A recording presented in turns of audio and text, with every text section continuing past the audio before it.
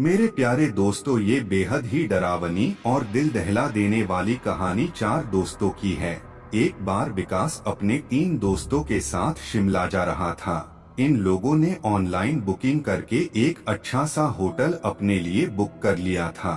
इन सभी लोगों ने यह फैसला किया था कि वो रात के शांत माहौल में ही गाड़ी चलाकर वहां जाएंगे, जिससे सुबह सुबह ही होटल में चेक इन कर लेंगे।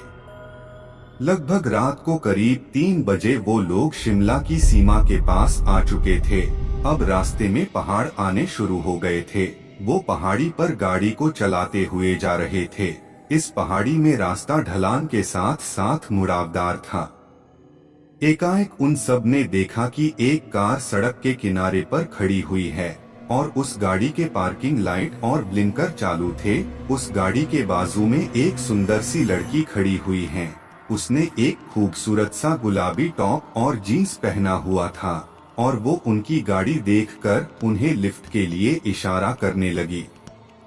यह देखकर उन सभी दोस्तों के बीच चर्चा होने लगी कि हमें उस लड़की को लिफ्ट देनी चाहिए या नहीं, क्या हमें उस लड़की की मदद करनी चाहिए। उन 4 में 3 लोग उस लड़की की मदद करने के पक्ष में थे और एक जन नहीं चाहता था कि उस लड़की को इतनी रात में मदद की जाए।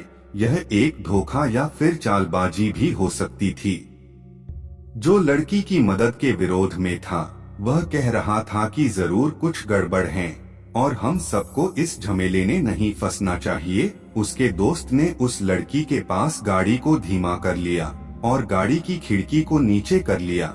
उसी समय दूसरे दोस्त ने तेज आवाज में कहा कि भाई, गाड़ी क्यों रोक रहे हो, कुछ गलत हो सकता है, इसलिए बिल्कुल भी लड़की देखकर मदद के लिए मत पिघलो। उसकी आवाज सुनकर ड्राइव कर रहे दोस्त ने गाड़ी की स्पीड को फिर से बढ़ा दिया और लड़की की मदद न करने का मन बना लिया। लेकिन जैसे ही वो उस लड़की के सामने से गाड़ी को निकाल रहे थे, तभी गाड़ी में एक कड़कदार खुशबू फैल गई। शायद यह खुशबू उस लड़की के सेंट या डीओ की रही होगी जो उसने अपने ऊपर छिड़का होगा। जब वो लोग उस लड़की को पीछे छोड़कर 3 से 4 किलोमीटर आगे आ गए तो कार में उन चारों दोस्तों के बीच उस लड़की को लेकर फिर से बातचीत शुरू हो गई कि हम सबको हिम्मत करके उस लड़की की मदद करनी चाहिए थी। क्या पता सच में वह किसी परेशानी में घिर गई होगी, इसलिए हमें उसे वहां इतनी रात को अकेला नहीं छोड़ना चाहिए था। तभी कार ड्राइव कर रहे दोस्त का मन बदलने लगा और वह कार को यू टर्न लेने की बात करने लगा।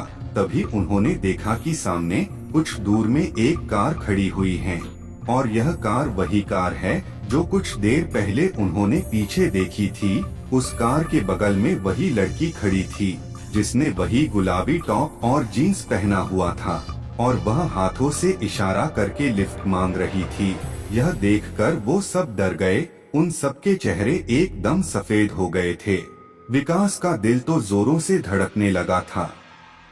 उन्होंने गाड़ी की रफ्तार बढ़ाई और जल्दी से उस लड़की को पार किया।